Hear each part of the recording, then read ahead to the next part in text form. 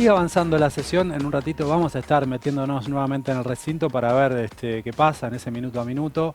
Esperando la votación que, como decíamos hace un ratito, está prevista para las 12 de la noche más o menos. Caído el capítulo de Ley de Tierras, lo que queda en pie son 3 capítulos de todas formas importantes.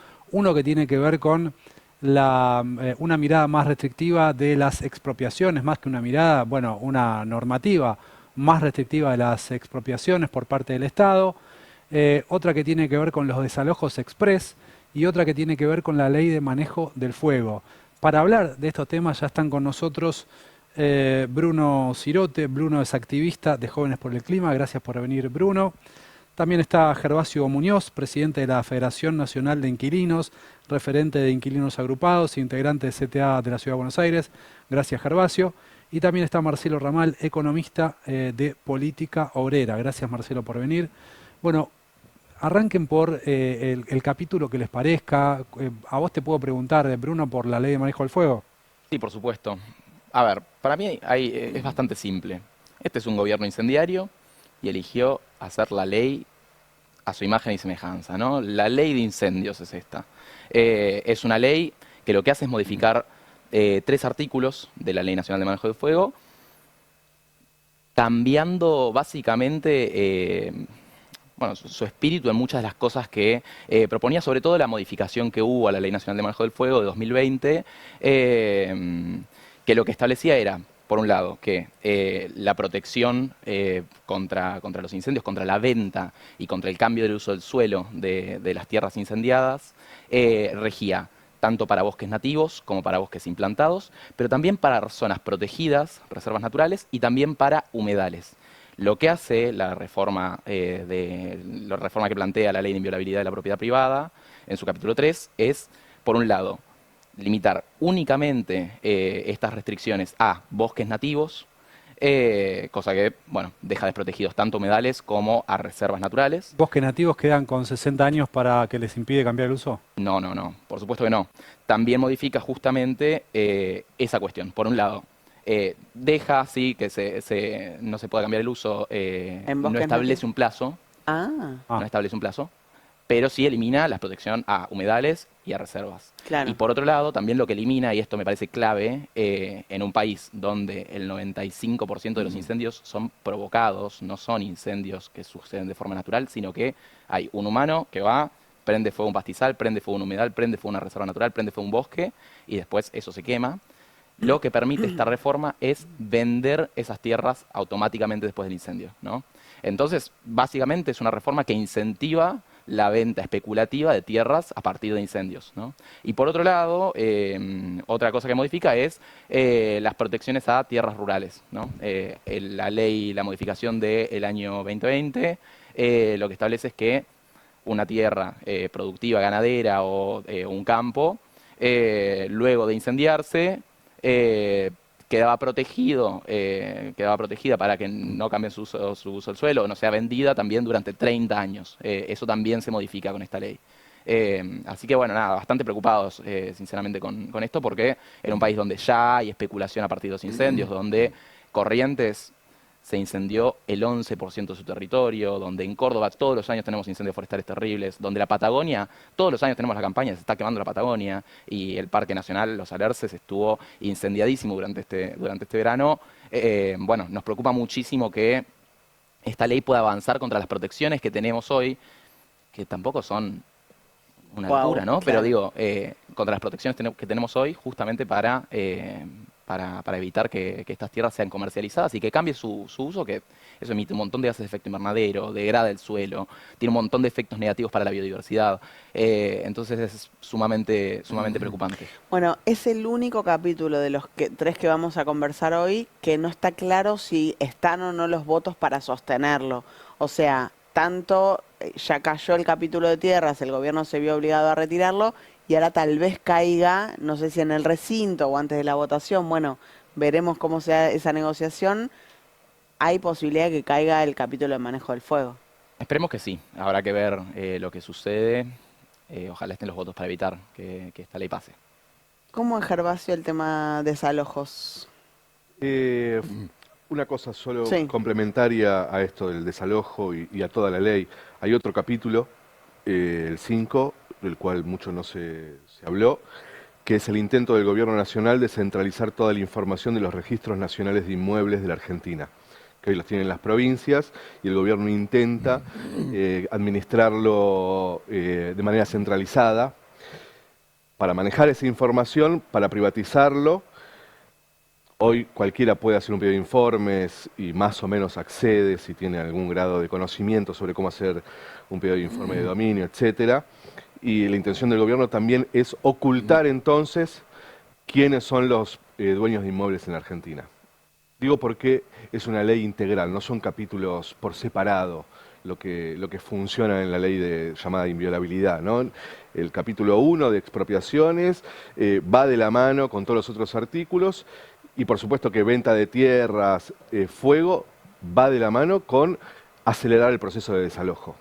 Es necesario para los dueños de tierras, de vivienda, etcétera, que tengan garantizada la compra de la tierra mediante un desalojo express, que también, por supuesto, es como para nosotros la segunda parte de la política contra el derecho a la vivienda del Gobierno Nacional. Primer decreto del 7023, lo primero que dice es deróguese la nefasta ley de alquileres. Esa fue la primera medida. A los 3 meses el Fondo Monetario Internacional felicita al gobierno por terminar con el control de precios de los alquileres. Después, por supuesto, el plan económico, el mercado inmobiliario avanzando de una manera feroz sobre las condiciones de alquiler en general. Y ahora, cuando se produce una crisis habitacional, una crisis económica, una crisis de ingresos, lo que tienen que hacer es garantizar entonces que el desalojo sea inmediato. Estos artículos que se modifican del Código Civil, que plantean cómo se llevan adelante los desalojos, que hoy lo que están planteando es que sean 72 horas, básicamente, a partir de solo una declaración del dueño, en donde él plantee algún tipo de incumplimiento por parte de los inquilinos, el juez en 72 horas tiene que mandar el desalojo. No importa si es feriado, fin de semana, etcétera. Eso es básicamente lo que dice la modificación que meten en la ley. La última vez que se habían modificado esos mismos artículos, que hoy se van a modificar en el Senado, es en octubre del 2001. En ese momento hubo una campaña muy fuerte del gobierno de la Rúa, de Cavallo y de Sturzenegger, que era funcionario del Ministerio de Economía, en donde Clarín titulaba se votará el desalojo express. En ese momento, 2 meses antes de la crisis del 2001, el Congreso Nacional vota por, sobre todo, un lobby y mucha presión que hizo el Ministerio de Economía, acelerar los tiempos de desalojo. Esos tiempos que se plantearon en octubre del 2001 son los que ahora se van a acelerar aún más 25 mirá. años después. Nunca se cambió eso. Nunca se cambió. Por lo general, en materia de vivienda, una vez que se avanza, es muy difícil retroceder. Yo creo que esa fue la discusión sobre la ley de alquileres. Bajo ningún punto de vista podían permitir que se avance en materia de regulación del renta inmobiliaria en la Argentina. No podían permitirlo. Así como se dolarizó la vivienda en la dictadura, y nunca más pudimos discutir de eso, como se privatizó el banco hipotecario, se le regaló a Elstein durante el menemismo, y nunca más tuvimos regulación sobre el precio del alquiler. Así sucedió con el desalojo express en octubre y lo intentan ahora. Concretamente, perdón, No. ¿qué dice para el que no está tan enterado de los detalles de la ley? ¿En qué condiciones pueden avanzar con un desalojo de un inquilino? En cualquier caso en donde se pueda demostrar algún tipo de incumplimiento. Por ejemplo, hay un discurso oficial que dice, bueno, che, si no pagas el alquiler, está bien que te echen. El problema no es ese. El problema es la trampa a la cual nos lleva esta modificación, que es la siguiente. Caso concreto, así se entiende un poco más fácil que los artículos del Código Civil. En la mayor parte de la Argentina no se firman contratos de alquiler. Sí, es una cosa de la ciudad de Buenos Aires, de Rosario, de las grandes ciudades. Pero, por ejemplo, Bariloche. Bariloche no se hace un contrato porque los contratos o la relación de alquiler es de 6 meses, 8 meses, hasta la temporada, ¿sí? Entonces, por ejemplo, vos estás pagando un alquiler, todos sabemos que en la mayoría de los casos se paga en efectivo, no hay una sola factura, ya no es obligatorio registrar los contratos de alquiler en AFIP, porque fue lo primero que se hizo para derogar la ley de alquileres, ¿no? Entonces, el Estado no se entera de la relación de alquiler. Entonces, suponete que no tenés un contrato, que vas y le pagás al tipo o le pagás a la inmobiliaria. El dueño puede ir a la justicia y decir, che, este tipo es un intruso, no tenemos relación de alquiler, no hay un contrato firmado, es imposible que demuestre que está pagando. Quiero el desalojo en 72 horas. Ese es el caso más común. Esa es la Y ahí realidad. el inquilino no puede decir, mira, tengo las transferencias que le hice. Casi nadie transfiere el pago del alquiler. Eso es una cosa de las ciudades y de los barrios más acomodados. El alquiler se paga en efectivo, en la inmobiliaria. Durante la pandemia, por decreto tuvieron que plantear que sea obligatorio transferir el pago del alquiler. Por un decreto. Y había inmobiliarias que lo incumplían aún así, sí. Además nos decían, no, mira, nos encontramos en una esquina, pasámelo por abajo de la puerta, etcétera. Pero por decreto hubo que decirle al mercado inmobiliario, aceptá transferencia de manera obligatoria, ¿sí? Ese nivel es para una discusión mucho más larga, pero la relación con la vivienda es una relación en donde el Estado ha decidido no entrometerse y dejar, de manera consciente, cómplice, y dejar que el mercado inmobiliario decida entonces quién puede dormir bajo techo y quién no. Esa es la realidad. Y esa fue la gran locura de pretender que deje de ser así y tener una ley que duró 3 años. Marcelo, ¿por qué es importante la reforma a la ley de expropiaciones? Bueno, ocurre lo siguiente. Hay una figura legal, digamos, que es la expropiación por razones de utilidad pública, que abarca una cantidad de cuestiones, ¿no es cierto? Por ejemplo, una obra pública eventualmente.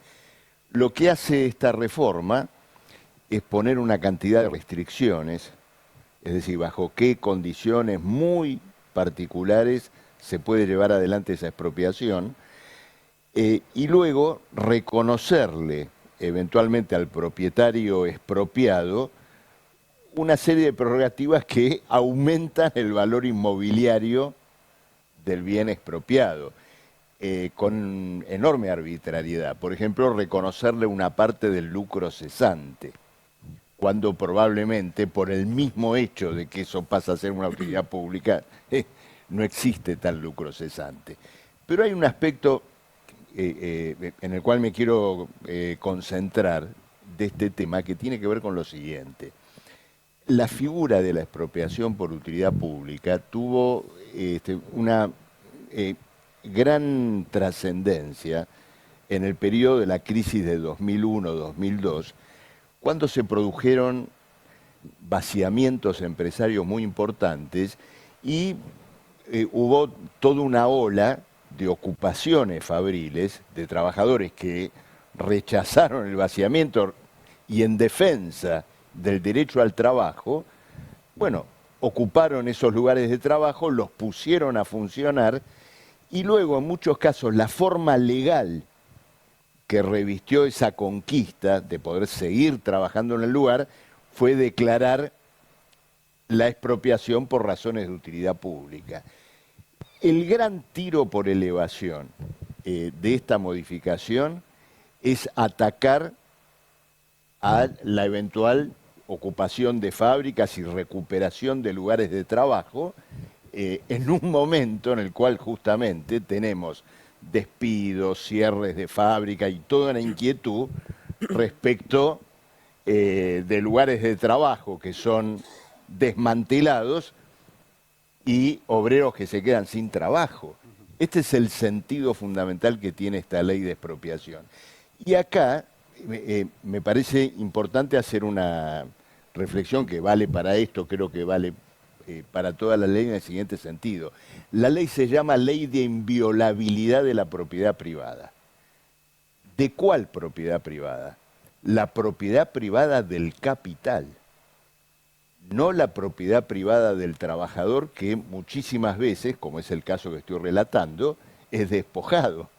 Por ejemplo, cuando cierra una fábrica, despojado del derecho al trabajo. En el 2001, en el 2002, con los trabajadores que ocuparon las fábricas en defensa del derecho al trabajo, ¿dónde estaba la defensa de la gran propiedad que es el derecho al trabajo? ¿Del lado del capital o del lado de los trabajadores? Los supuestos propietarios se convirtieron en defalcadores. Es decir, el capital estaba en el defalco, mientras el trabajador, en defensa del derecho elemental a trabajar, se colocaba, ¿no es cierto?, en el plano de la continuidad elemental, en este caso, ¿no es cierto?, de una determinada producción. Entonces, toda esta ley defiende esa propiedad privada, la propiedad privada del capital, que naturalmente no podemos debatirlo acá más ampliamente, pero particularmente cuando se trata del gran capital, tiene su origen en la violación de muchísimos derechos de propiedad. Como socialista no puedo dejar de recordar que en los grandes textos que fundaron nuestra corriente se explicaba al socialismo como la expropiación de los expropiadores. Nos dicen que la Comisión Provincial de la Memoria está denunciando que hay 1.500 heridos por el 1.500 operativo de represión Tremendo, sí. policial. La sesión continúa. El operativo policial también, esto que nosotros decíamos, más que un operativo policial es una cacería porque ya están despejando la zona, ¿no? Prohibiendo de hecho al ejercicio del derecho a la protesta por parte de un montón de gente que estaba ahí y que simplemente quiere estar cerca del Congreso para manifestarse en contra de lo que se está tratando ahí. En un ratito vamos a volver al recinto de la Cámara de Senadores para compartir con ustedes qué está pasando en la recta final de la sesión. Ahí estamos viendo en pantalla la portada del Destape a esta hora, represión descontrolada, 1.500 heridos por una policía que llegó a disparar entre autos en el Obelisco. Veíamos hace un ratito las imágenes. Dice nuestra portada a esta hora, la Comisión Provincial por la Memoria denunció que tras el operativo más de 1.500 personas resultaron heridas por gases lacrimógenos, gas pimienta, postas de goma, postas de birna, te juro que es la primera vez que lo escucho, Sí, no sé qué es. palazos y escudados. Hay al menos 12 detenidos. Esta es la noticia a esta hora. ¿Cómo puede ser? Está hablando Martín Soria y en un ratito habla Juliana Di Tulio. Y ya después será el turno de los cierres de los jefes de bloque. 1.500 heridos. Han tratado Una barbaridad. han tratado de validar en la calle una autoridad que políticamente se ha perdido muy claramente. Si tomamos solo esta semana, pensemos en que hubo fortísimas huelgas docentes, donde supuestamente no podían hacerse o había que cumplir con la famosa esencialidad del 75%, y todo esto fue desconocido por los maestros que pararon en todo el país. Luego quisieron desregular una cuestión vinculada a los prácticos navales, Puertos, sí. ¿no es cierto? Y un paro general de ellos, dándole una fuerte lección de paso a la CGT respecto de cómo se defiende un derecho, bueno, dio por tierra con esta pretensión. ¿Te parece Entonces, la represión brutal que conversábamos hace un rato con los compañeros, se desata a la hora en que mucha gente sale del trabajo y se quería sumar. Bueno, de hecho, leíamos ¿Cierto? el chat antes de arrancar el programa y había gente diciendo, yo salí a las 18 de laburar, iba a ir, pero cuando vi la situación Lógico. no fui. Observación. Sí, sí. El centro fue absolutamente militarizado. Hasta las 7:30, 8 de la noche en la zona de Congreso circulaban las motos Las motos con con las Itacas Itacas. de una manera brutal. No, me parece que no es solo un acto de un intento de autoridad. Me parece que es un modelo de gobierno que se va a ir intensificando mientras se vayan generando cada vez más situaciones como las que sucedió con la ley de tierras. Yo creo que la ley de inviolabilidad de la propiedad privada es una ley muy grave para el país. Nosotros lo venimos diciendo hace bastante tiempo y al principio nos costaba comunicarlo porque es una ley pesada y algo empezó a aprender. Y hoy lo que se veía en la calle era muchísima gente suelta, mucha más gente suelta que organizaciones políticas, sindicales, muchísima gente suelta. Y creo que ese clima no tiene que ver tanto con la gravedad de la ley de inviolabilidad de la propiedad privada. Tiene que ver con que hay algo de la conversación, de la discusión que se viene planteando, de una situación muy grave de humor social, de descontento, etcétera, que empezó a tener otra forma. Y por eso creo que esta represión, estos niveles de represión, no son nada más que intentar sacar a la gente, mostrar que tienen autoridad, que la gente no vaya a la movilización, cosa que efectivamente es un objetivo, ¿no? Pero creo que de fondo lo que habría que charlar, o por lo menos charlamos hacia adentro de las organizaciones y con otras organizaciones, es el riesgo de que este termine siendo el modelo para el año que viene, Claro. en un contexto en donde sabemos además que las derechas, en contextos electorales, son capaces de cualquier cosa, ¿no? En Brasil, en el resto del mundo. Y creo que esto no es algo que vamos a ver solo en movilizaciones donde se votan leyes que quizás afectan los intereses del gobierno o de grandes capitales, etcétera. Yo pondría especial atención en eso. Bruno. No, yo para agregar sobre esto que comentás recién, por un lado, destacar esta cuestión de muchísimos autoconvocados, ¿no? Digo, y también que era una de las marchas más pacíficas Sí. que vi en muchísimos años. Yo vengo directo de la marcha, ¿no? Y no lo podíamos creer, de hecho lo comentábamos, fuimos con un amigo, decíamos, es increíble, ¿no? La música, la gente saltando, cantando, pasándola bien en un momento donde no se está debatiendo una ley que realmente viene a dilapidar el patrimonio de la Argentina. Pero que tampoco es un caso aislado de la represión y lo brutal que fue la represión, digo, ¿no? Para llegar hasta el Congreso tuvimos que ir haciendo zigzag, esquivando focos de represión que eran terribles, donde la policía mezclaba gases lacrimógenos con camiones hidrantes, con balazos de goma, y la verdad es que fue bastante fuerte.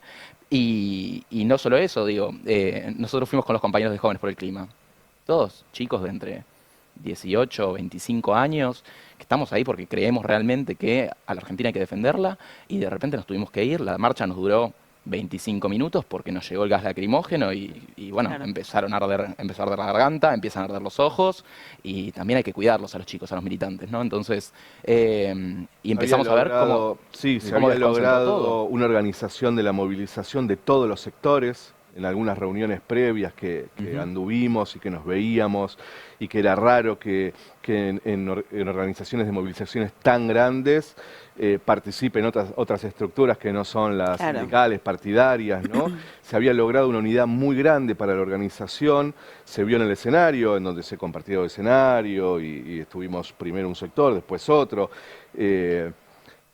No fue una marcha cualquiera, ¿no? No, y yo no quiero dejar de mencionar también otra cuestión que es este accionar es sistemático. Y lo vimos durante los festejos del Mundial. Digo, salieron a reprimir mientras la gente estaba festejando. A mí me pegó la policía cuando estábamos festejando que ganó Argentina contra Inglaterra.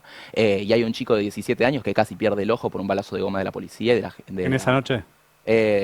Sí, no me acuerdo si fue en esa o si otro fue en la festejo. final. Ah.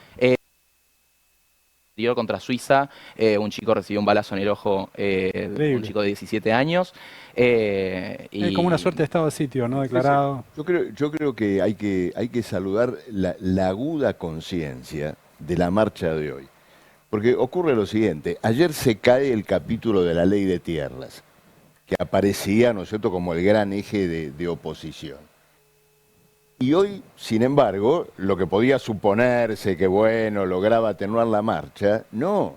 Se concurrió masivamente en la comprensión que la ley no solamente era eso, y estaba toda esta cuestión de los desalojos, los bosques, las expropiaciones, y más allá de todo esto, la voluntad de ir a un choque político con el gobierno, es decir, manifestar la oposición visceral al gobierno. Y creo que hubo una especie de claroscuro o de contradicción entre ese clima y el clima que se vivió adentro en el recinto, en el Senado.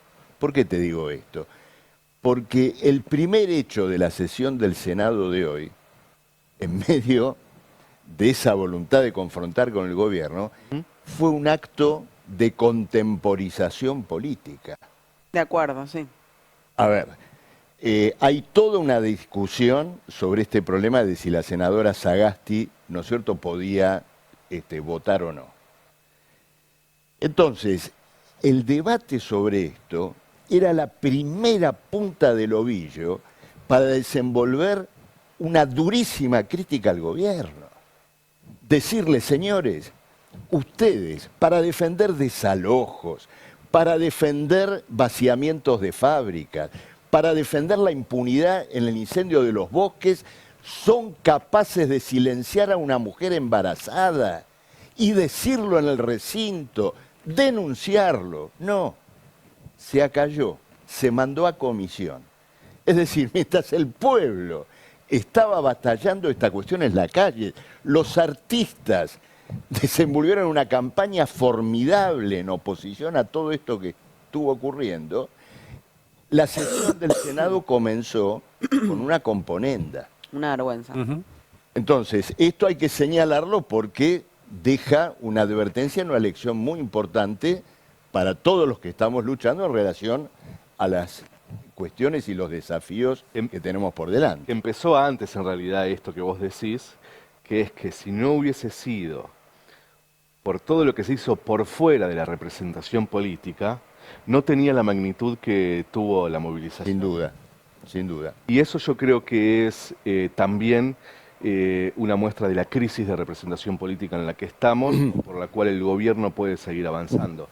Esto sucedió porque la dirigencia política no estuvo, no intervino, porque está en otra, pero también porque ya entiende que es mejor que suceda de este modo que intentando ellos intentar conducir algún conflicto. Sí, una vergüenza. ¿No? Una vergüenza. Entonces, bueno, sí, es un garrón, pero creo que también es parte de esa disputa que hay entre, no digo renovación, porque no me parece sea la palabra, pero algún tipo de conflicto, de contradicción entre los que seguimos creyendo que se puede cambiar esto y los que están un poco en otra, haciendo cuentas, ¿no? Totalmente, totalmente. A los tres, muchas gracias, Gracias por venir. No, gracias. Gracias por la invitación.